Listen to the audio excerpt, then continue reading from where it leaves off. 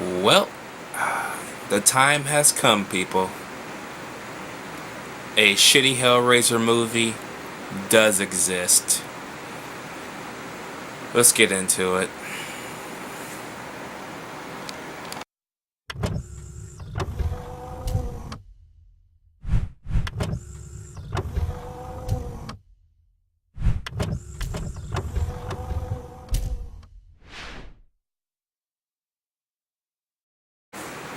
Hellraiser 4 Bloodline is the unnecessary, cliched sequel that we got anyway because, Hollywood ran out of ideas.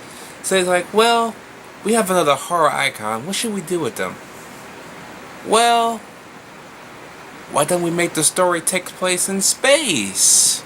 Because that works so well for Leprechaun.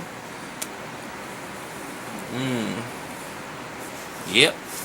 So anyway, the film takes place in 2187, I believe.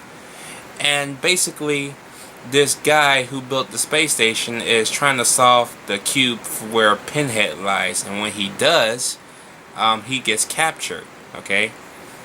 And he begins to tell the story of his ancestor back in the 1800s. And we basically get the origin story of the cube that Pinhead resides in. This movie, I don't even know where to start. It's boring. The origin story is okay. It's something different. We got an origin story of the cube. Okay. It doesn't need to be 24 minutes of storytelling. It's half of the movie's runtime. The movie's runtime is only an hour and 24 minutes. So by the time that origin story is up, we only have an hour left of movie. So basically the first 24 minutes are in the fucking 1800s. So then we finally get to present day New York. And Lisa from Nightmare on Elm Street 2 is in this movie. So that is pretty cool. As well as Adam Scott, who you might know from Parks and Rec, Step Brothers, that terrible bike movie Torque. Yeah, this was his first movie, so that was pretty cool. You got Angelique back in here again, so she's good to look at. She's gorgeous. Okay, she kills you good, but she's fucking hot.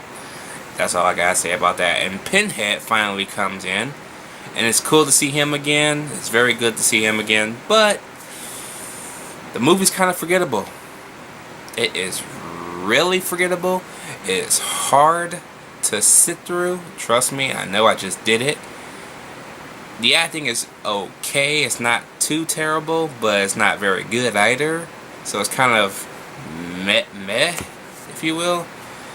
This is I don't know how to describe Bloodline. It's unnecessary. Though, okay, the origin story of the cube, that was good. That was good. That was necessary because it's kind of good to see how the cube came about, But you could have torqued the rest of the movie out. I mean, that's ridiculous, man. It's the kills are not even impressive, man. They're not. Out of all the people that die in here, I doubt Pinhead is responsible for at least half of them.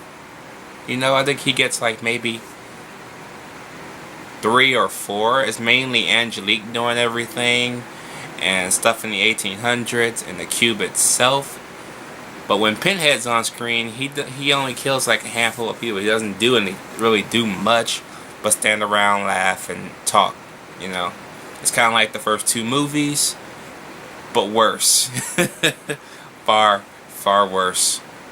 I'm gonna give Bloodline a D, only because I did enjoy the origin story of the cube.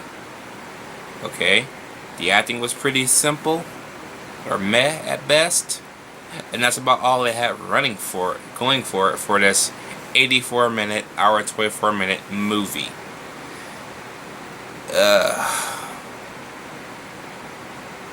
Why does Hollywood gotta put our fucking icons and maybe not in the outer space, but why do you have to have a setting in outer space in a fucking horror movie? Stop putting horror and outer space together. It does not work, man.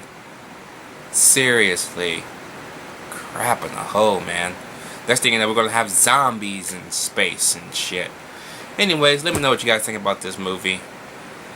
I'll see y'all in Inferno. I believe that's the 5th one.